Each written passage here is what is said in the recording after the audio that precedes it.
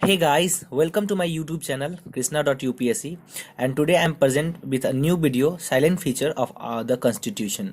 यानी कि हमारे constitution का जो फीचर है उसके बारे में आज हम डील करेंगे।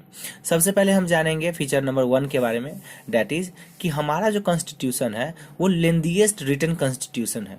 तो लेंदीएस्ट रिटन कॉन्स्टिट्यूशन इसलिए है क्योंकि इसमें 395 आर्टिकल है जो कि 22 पार्ट में डिवाइडेड है और 8 शेड्यूल है, और प्रेजेंटली इसमें 465 आर्टिकल है जो कि 25 पार्ट्स में डिवाइडेड है और 12 शेड्यूल है। तो इसीलिए इसको लेंदीएस्ट बोला जाता है। रिटन इसलिए इसको क्योंकि ये एक रिटन डॉक्यूमेंट में है, ये एक बुक के रूप में मौजूद है। तो इसी की बेसिस पे दो प्रकार के कॉन्स्टिट्यूशन होते हैं, एक होते हैं रिटन और एक होता है अनरिटन। जो रिटन कॉन्स्टिट्यूशन होता है वो किसी डॉक्यूमेंट में, किसी बुक में रिटन रूप में मौजूद होता है, जैसे कि यूएसए का कॉन्स्टिट्यूशन। लेकिन जो अनरिटन होता है वो किसी डॉक्यूमेंट में नहीं होता है, बस उसको ओरली याद रखा जाता है, जैसे कि यूके का कॉन्स्टिट्यूशन। तो हमारा रिटन कॉन्स्टिट्यूशन है।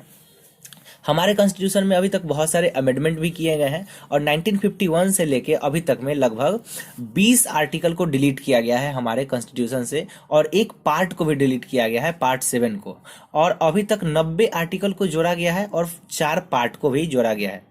अब हम जानेंगे कि हमारे कॉन्स्टिट्यूशन के बड़ा होने का रीजन क्या है। What is the reason for this? सबसे पहला रीजन है वास्टनेस ऑफ आवर कंट्री, हमारे कंट्री का इतना बड़ा होना। हमारे कंट्री में अलग अलग इथनिसिटी के पीपल रहते हैं, हमारे कंट्री में अलग अलग रिलीजन के पीपल रहते हैं, अलग अलग लैंग्वेज बोलने वाले पीपल रहते हैं, और उन सभी के लिए एक ही कॉन्स्टिट्यूशन है, इसीलिए इसको बड़ा बनाया गया। दूसरा फैक्टर है हिस्टोरिकल फैक्टर। हमारे कंट्री का जो हिस्ट्री है वो एक कॉलोनियल हिस्ट्री की तरह है, यानी कि हम पे किसी ने शासन किया था, तो इसीलिए हमारे नेताओं ने इसको बहुत ज़्यादा महत्ता दी कि हमारे कॉन्स्टिट्यूशन में वो हर चीज़ रहे ताकि आगे जाके कोई डोमिनेट नहीं कर जाए। तीसरा है कि हमारा जो कॉन्स्टिट्यूशन है वो सेंटर और स्टेट के लिए एक ही है, सिंगल कॉन्स्टिट्यूशन है दोनों के लिए।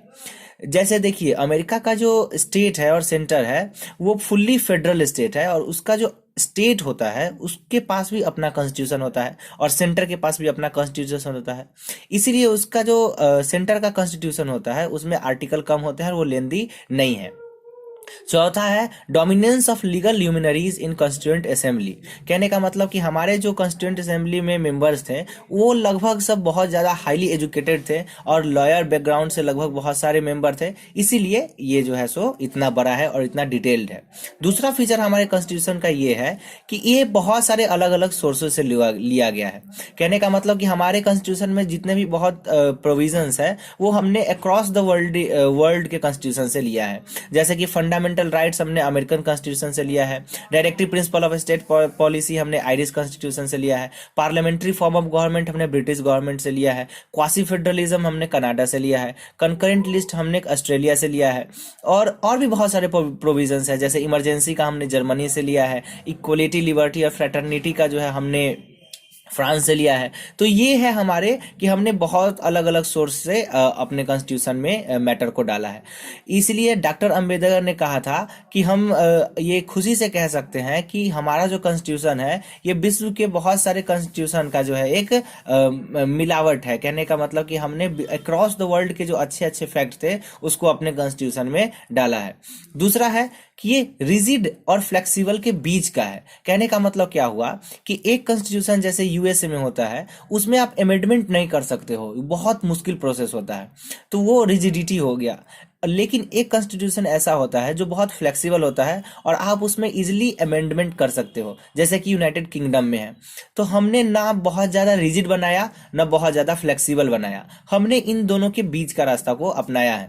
कहने का मतलब कि आर्टिकल नंबर 368 जो अमेंडमेंट के जिसके द्वारा हम अमेंडमेंट कर सकते हैं कॉन्स्टिट्यूशन में, हमारे पार्लियामेंट कर सकते हैं, उसमें दो प्रकार के प्रोविजन है। कुछ अमेंडमेंट ऐसे हैं जो सिंपल मेजोरिटी से हो सकते हैं और उसके लिए जो है सो 2/3 मेजोरिटी काफ़ी है, लेकिन कुछ अमेंडमेंट ऐसे हैं जिसके लिए स्पेशल मेजोरिटी चाहिए और वो जो है सो लगभग half of the state legislature से भी रेक्टिफाइड होना चाहिए। जैसे अभी फिलहाल जीएसटी पास हुआ था तो उसमें अमेंडमेंट करना जो है सो बहुत ज़्यादा टफ था। तो हमें कुछ फ्लेक्सिबल के भी गुण है, कुछ रिजिड के भी गुण है। तीसरा है कि हम एक फेडरल सिस्टम है जिसमें यूनिटरी बायस है। कहने का मतलब क्या हुआ कि हमारा जो स्टेट और सेंटर के बीच का रिलेशन है, तो कुछ फीचर ऐसे हैं जिसके अनुसार से ये लगता है कि हम एक फेडरल कंट्री है। जैसे कि हमारे यहाँ दो गवर्नमेंट होना, स्टेट के लिए अलग और सेंटर के लिए अलग, सुप्रीमेसी ऑफ कॉन्स्टिट्यूशन यानी कि जो हमारा संविधान है वो सबसे ऊपर हो, रिटन कॉन्स्टिट्यूशन है, लिखित कॉन्स्टिट्यूशन है, और इंडिपेंडेंट जुडिशियरी है यानी कि हमारे यहाँ जो न्यायपालिका है वो स्वतंत्र है लेजिस्लेचर और एग्जीक्यूटिव से, और हमारे यहाँ बाई कैमरलिज्म है यानी कि हमारे पार्लियामेंट में दो हाउस है, काउंसिल ऑफ स्टेट और हाउस ऑफ पीपल। तो जो काउंसिल ऑफ स्टेट होता है वो स्टेट के लिए ही रिस्पॉन्सिबल होता है।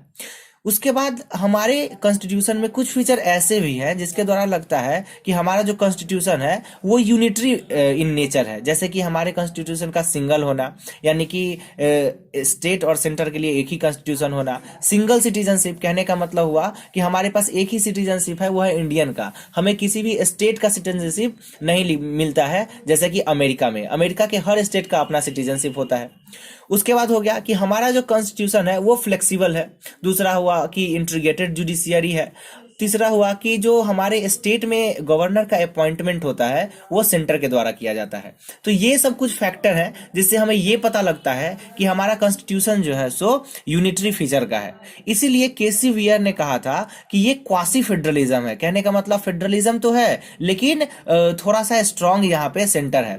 रीजन इसका ये है कि हमारा जो स्टेट है वो एक साथ जो है सो अपने मन से नहीं आया था, वो कम टुगेदर स्टेट नहीं है, वो है एग्रीमेंट बिटवीन द स्टेट यानी कि जो स्टेट है उनको जबरन एक साथ लाया गया था, और इसीलिए यहाँ पे सेंटर का थोड़ा सा मजबूत होना बहुत ज्यादा जरूरी है, क्योंकि अगर सेंटर यहाँ पे मजबूत ना हो तो फिर थोड़ा सा दिक्कत हो सकता है।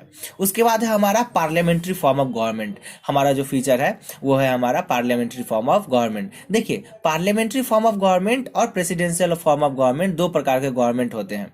जो पार्लियामेंट्री फॉर्म ऑफ गवर्नमेंट होता है उसमें एग्जीक्यूटिव और लेजिस्लेटिव जो है वो कॉपरेशन और कोऑर्डिनेशन के बेस पे काम करते हैं, लेकिन जो प्रेसिडेंशियल फॉर्म ऑफ गवर्नमेंट होता है उसमें सेपरेशन ऑफ पावर का डॉक्ट्रिन अपनाया जाता है। तो ये है हमारा पार्लियामेंट्री फॉर्म ऑफ गवर्नमेंट का फीचर। इसके कुछ फीचर ये है कि यहाँ पे जो दो प्रकार का एग्जीक्यूटिव होता है, एक नॉमिनल और एक रियल। तो जैसे नॉमिनल प्रेसिडेंट और real prime minister. Majority party rule होता है यहाँ पे। रिस्पॉन्सिबिलिटी ऑफ एग्जीक्यूटिव जो होता है वो लेजिस्लेचर को होता है, और जो प्राइम मिनिस्टर होते हैं और चीफ मिनिस्टर होते हैं वो यहाँ के हेड होते हैं, और लीडरशिप इन्हीं के अंडर में रहती है। और यहाँ का जो लोअर हाउस होता है यानी कि हमारे यहाँ का जो लोकसभा है वो डिसॉल्व हो सकता है हर 5 साल पे। उसके बाद हमारा नेक्स्ट प्रोविजन है वो ये है फंडामेंटल राइट्स का। फंडामेंटल राइट्स कहने का मतलब हुआ कि हमारे यहाँ कुछ मौलिक अधिकार दिए गए हैं। मौलिक अधिकार कहने का मतलब हुआ कि वैसे राइट्स जिसके बिना आदमी को जिंदगी जीने का कोई हक नहीं है, उस राइट्स को हम फंडामेंटल राइट्स बोलते हैं। तो हमारे यहाँ कुल ओरिजिनली 7 फंडामेंटल राइट थे, पर 42nd अमेंडमेंट के बाद जो राइट टू प्रॉपर्टी था उसको हटा दिया गया, और अभी हमारे पास कुल 6 फंडामेंटल राइट्स हैं। तो फंडामेंटल राइट जो होता है वो जस्टिसिएबल इन नेचर होता है, और कोई भी पर्सन जिसका फंडामेंटल राइट वॉइड हुआ हो वो डायरेक्टली सुप्रीम कोर्ट में जा सकता है, और सुप्रीम कोर्ट के पास ये पावर है कि वो डिफरेंट काइंड्स ऑफ रिट्स को ऑर्डर कर सकती है, जैसे हैबियस कॉर्पस, मैंडेमस, प्रोहिबिशन, सर्सियोरी और क्वा वारंटो। तो इस प्रकार के प्रोविजन है सुप्रीम कोर्ट के पास में। उसके बाद ये है कि हमारा जो कॉन्स्टिट्यूशन है वो पार्लियामेंट्री सोवर्निटी और जुडिशियल सुप्रीमेसी का एक सिंथेसिस है। सिंथेसिस कहने का मतलब क्या हुआ कि सबसे पहले हम समझते हैं कि पार्लियामेंट्री सोवर्निटी क्या है। देखिए, ब्रिटेन में जो पार्लियामेंट है उसके पास इतना पावर है कि वो किसी भी एक्ट को बदल सकती है किसी भी समय, लेकिन अमेरिका के सुप्रीम कोर्ट के पास इतना पावर है कि वो किसी भी एक्ट को अनकॉन्स्टिट्यूशनल साबित कर सकता है किसी वक्त, लेकिन खास रीजन होना चाहिए। तो वहां जो डॉक्ट्रिन है ब्रिटेन में वो पार्लियामेंट्री सोवर्निटी का है। कहने का मतलब कि सबसे ऊपर पार्लियामेंट, और अमेरिका में है कि सबसे ऊपर सुप्रीम कोर्ट। हमारा इंडिया जो है सो इसका सिंथेसिस है। हमारे इंडिया में जो पार्लियामेंट है वो भी कॉन्स्टिट्यूशन के एक लार्ज पार्ट को अमेंड कर सकता है, और एक बार हुआ भी है। इंदिरा गांधी के टाइम में 42nd अमेंडमेंट के द्वारा जो हमारे कॉन्स्टिट्यूशन में बदलाव किया गया था वो बहुत बड़ा था, इसलिए उसको मिनी कॉन्स्टिट्यूशन भी कहा जाता है। और हमारे यहाँ जुडिशियल सुप्रीमेसी भी है, यानी कि सुप्रीम कोर्ट किसी भी लॉ को अनकॉन्स्टिट्यूशनल साबित कर सकता है और उसको वॉइड कर सकता है। उसके बाद जो हमारा फीचर है वो है कि हमारे पास इंटीग्रेटेड और इंडिपेंडेंट जुडिशियरी है।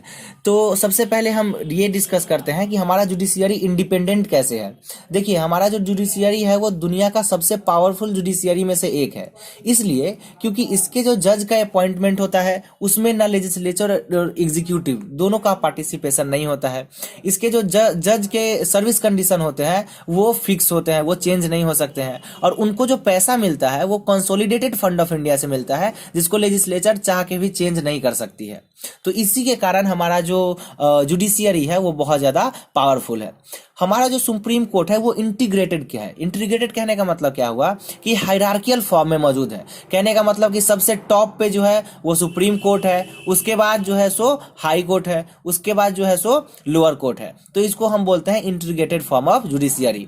तो ये हमारा जो था सो एक फीचर था कॉन्स्टिट्यूशन का। उसके बाद बहुत सारे अलग अलग टॉपिक है, जैसे कि directive principle of state policy है। तो अभी समय कम है तो मैं इसका नेक्स्ट पार्ट बनाऊंगा, और नेक्स्ट पार्ट में जो है सो हम 8 अलग अलग और फीचर के बारे में अपने कॉन्स्टिट्यूशन का जानेंगे। So thanks for watching, and if you like then you can like and subscribe my channel. Thank you.